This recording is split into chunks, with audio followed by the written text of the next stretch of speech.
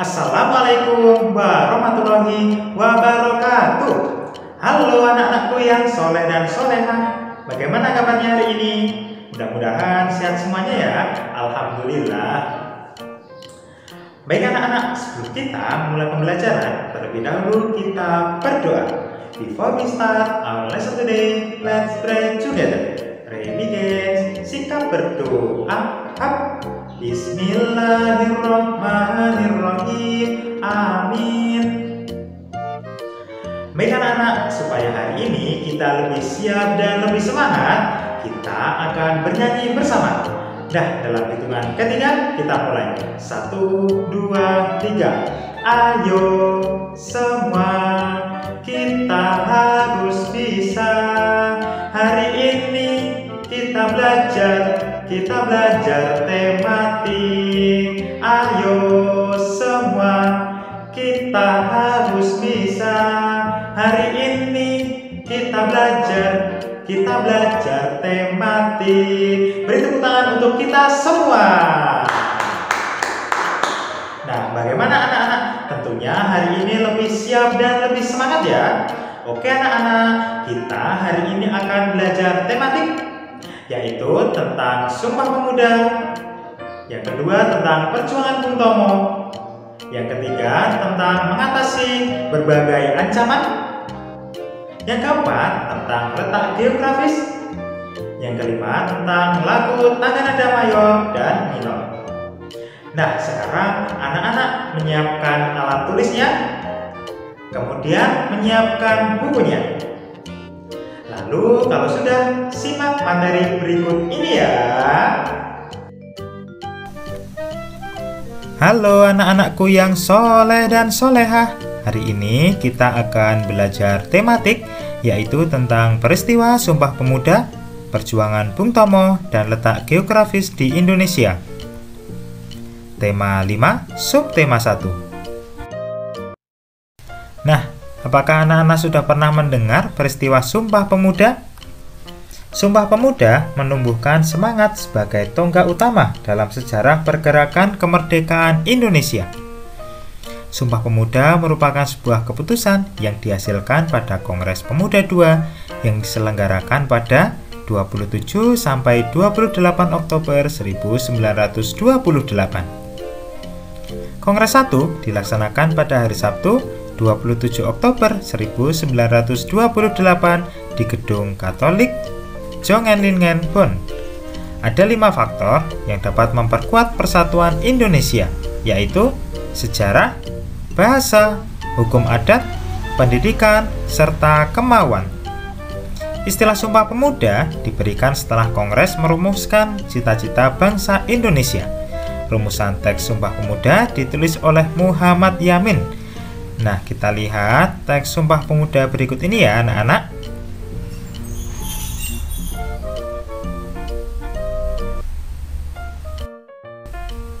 Nah, selanjutnya kita akan belajar perjuangan Bung Tomo. Apakah anak-anak sudah pernah melihat atau mendengar perjuangan Bung Tomo? Bung Tomo merupakan salah satu pahlawan yang memperjuangkan persatuan dan kesatuan Indonesia. Bung Tomo merupakan tokoh penggerak dan pembangkit semangat rakyat Surabaya. Bung Tomo merupakan pemimpin Perang Surabaya pada tanggal 10 November 1945. Pertempuran Surabaya menjadi simbol nasional atas perlawanan Indonesia terhadap kolonialisme. Pertempuran tersebut disebabkan oleh pengibaran bendera Belanda di Hotel Yamato. Para pemuda Surabaya sangat marah karena Belanda telah menghina salah satu cita-cita bangsa Indonesia yang disampaikan saat Sumpah Pemuda, yaitu kedaulatan negara. Para pemuda merobek warna biru pada bendera tersebut, lalu mereka mengibarkan kembali bendera yang tersisa, yaitu bendera merah putih. Nah, selanjutnya upaya mengatasi ancaman terhadap persatuan dan kesatuan Indonesia. Yang pertama, yaitu para pejuang Indonesia melakukan diplomasi atau pertemuan untuk menanggulangi agresi militer Belanda 1 dan 2. Yang kedua, penumpasan terhadap para pemberontak. Yang ketiga, meningkatkan toleransi antar sesama warga. Dan yang keempat, menjaga persatuan dan kesatuan dalam keberagaman. Nah, sekarang kita akan belajar letak geografis di Indonesia. Nah, ini adalah peta Indonesia. Letak geografis adalah posisi suatu wilayah atau negara dilihat dari kenyataan di permukaan bumi. Secara geografis, Indonesia terletak di antara dua benua, yaitu benua Asia dan benua Australia. Indonesia juga terletak di antara dua samudra, yaitu Samudra Pasifik dan Samudra Hindia. Nah, negara tetangga yang berbatasan laut dengan Indonesia yaitu India, Malaysia, Thailand, Singapura. Nah, batas wilayah Indonesia dilihat dari posisinya. Di sebelah utara Malaysia, ada Singapura, ada Filipina, dan Laut Cina Selatan. Untuk bagian barat ada Samudra Hindia.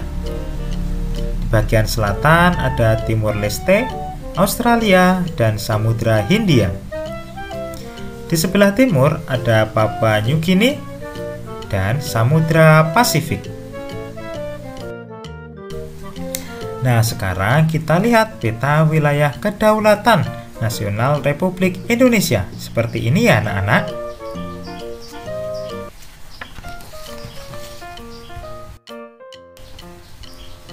Nah, wilayah darat Indonesia terdiri dari 13.466 pulau. Ternyata banyak sekali ya anak-anak pulau di Indonesia. Selanjutnya, banyaknya pulau di Indonesia membuat garis pantainya sangat besar, yaitu mencapai 99.030 km. Nah, wilayah perairan Indonesia lebih luas dari wilayah daratannya, maka Indonesia disebut negara maritim. Nah, selanjutnya kita akan belajar komponen pada peta. Nah, apakah anak-anak mempunyai atlas? Kalau mempunyai atlas, coba atlasnya dibuka. Kita lihat peta di Provinsi Daerah Istimewa Yogyakarta, atau seperti pada contoh berikut. Nah, yang pertama yaitu judul. Judul peta menunjukkan isi peta tersebut, seperti yang ditujukan pada anak panah, anak-anak. Di situ ada Provinsi Daerah Istimewa Yogyakarta. Nah, yang kedua yaitu skala peta. Skala peta adalah angka perbandingan antara jarak pada peta dan jarak sebenarnya di permukaan bumi.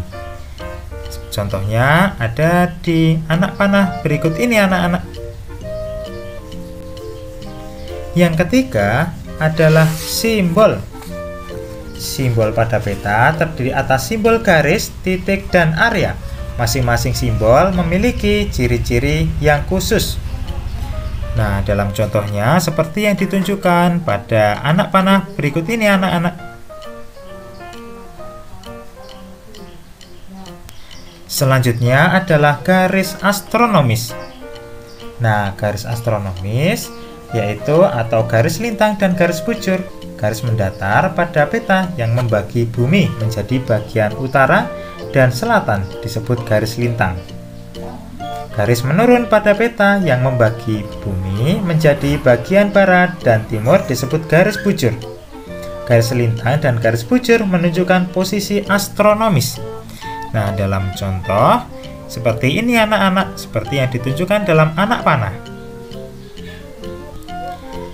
Selanjutnya yaitu legenda. Nah, legenda atau keterangan pada peta berisi informasi yang terdapat dalam peta. Misalnya, penjelasan tentang simbol-simbol pada peta. Nah, di dalam contoh seperti ini anak-anak yang ditujukan pada anak panah. Kemudian, mata angin.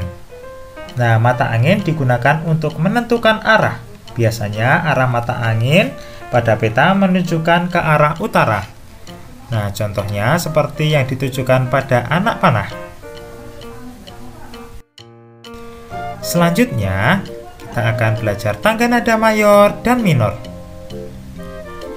Nah, apakah anak-anak tahu contohnya tangga nada mayor? Tangga nada mayor contohnya yaitu Indonesia Raya, Maju Tak Gentar, Bangun Pemuda-Pemudi, Berkibarlah Benderaku, Dari Sabang sampai Merauke, Halo Halo Bandung, Satu Nusa Satu Bangsa, dan Hari Merdeka. Untuk tangga nada minor, contohnya Indonesia Pusaka, Ibu Pertiwi, Mengheningkan Cipta, Syukur, Tanah Airku, Terima Kasihku, Bagimu Negeri, dan Himne Guru. Nah, coba anak-anak menyanyikan tangga nada minor.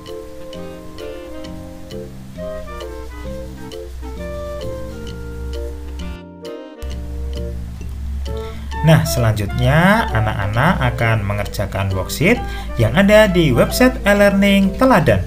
Kerjakan dengan sungguh-sungguh ya. Karena di Teladan semua anak itu hebat.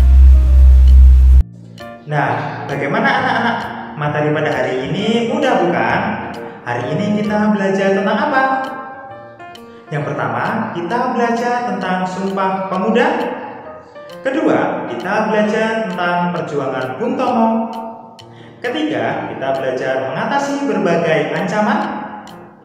Keempat, kita belajar letak geografis. Dan kelima, kita belajar lagu tangga nada mayor dan minor. Nah, sekarang anak-anak mengerjakan worksheet yang ada di website e-learning Teladan. Kerjakan dengan sungguh-sungguh ya. Bapak yakin anak-anak mengerjakan dengan baik dan maksimal. Jangan lupa di rumah tetap menjaga kesehatan, berbakti kepada kedua orang tua, serta menjaga kebersihan. Karena di Teladan semua anak itu hebat. Baik anak-anak, mari kita tutup pembelajaran pada hari ini dengan membaca hamdalah bersama. Nahtatim bil hamdalah, alhamdulillah. Bapak akhiri pembelajaran pada hari ini.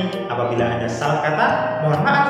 Sekian dan terima kasih. Assalamualaikum warahmatullahi wabarakatuh.